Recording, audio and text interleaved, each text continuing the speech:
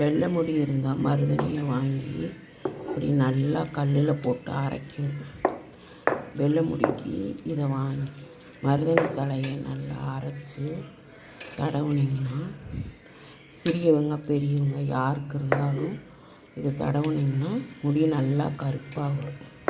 2 செம்பருத்தி பூ கூட வச்சுக்கலாம். நான் இதில் வச்சுருக்கேன் மருதாணி, 2 செம்பருத்தி பூ. இதை வச்சு நல்லா நைஸாக அரைச்சிக்கணும். கடையில் பொடி மருதாணி பொடி கூட வாங்கிக்கோங்க கிடைக்கலைன்னா. கிடைக்கிறவங்க இந்த மாதிரி கிராமத்துலலாம் நல்லா கிடைக்கும். இப்படி வாங்கி இந்த மாதிரி கல்லை நைஸாக அரைச்சி தடவுனிங்கன்னா முடி கொஞ்ச நாள்லேயே கருப்பாயிரும். நாள் சிகப்பாக தான் இருக்கும். அடுத்த நாள் அவரிப்பொடி கலந்து தேய்ச்சி கொடுங்க. நல்லா தலைக்கு தேய்ச்சிட்டு நல்லா நைஸாக அரைச்சிடும். அப்போ தான் ஒட்டுமா மண்டையில் நல்லா முடியில் நல்லா இதாகும். அதனால் மருதாணி, அடுத்த நாள் அவரிப்பொடி.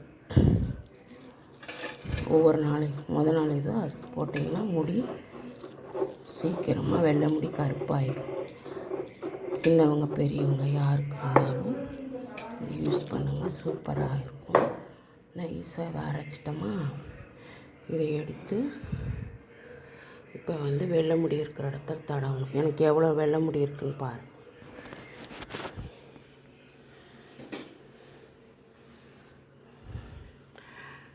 பாருங்கள் வெள்ளை முடி எவ்வளோ இருக்கும்.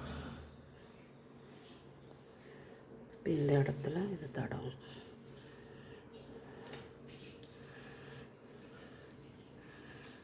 இந்த மாதிரி எல்லாம் தடவும்.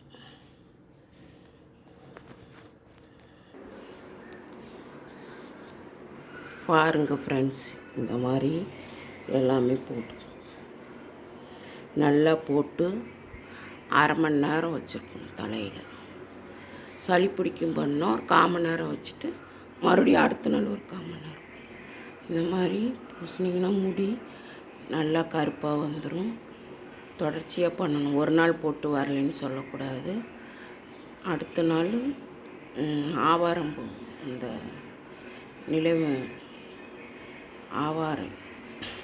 ஆவாரம்பூ தப்பாக சொல்லிட்டேன், அவரிப்பொடி, அதை அடுத்த நாள் கலந்து தலையில் தேய்க்கணும். அது அரை மணி நேரம்.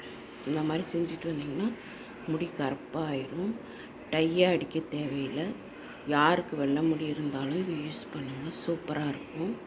நான் சும்மா வெள்ளையாக இருக்கிற இடத்துல மட்டும்தான் போட்டிருக்கேன். ஃபுல்லாக தடவுங்க. எங்கெங்கே வெள்ளையாக இருக்கோ அங்கே எல்லாமே தடவலாம். சூப்பராக இருக்கும். பாருங்கள் தடவிருக்கு.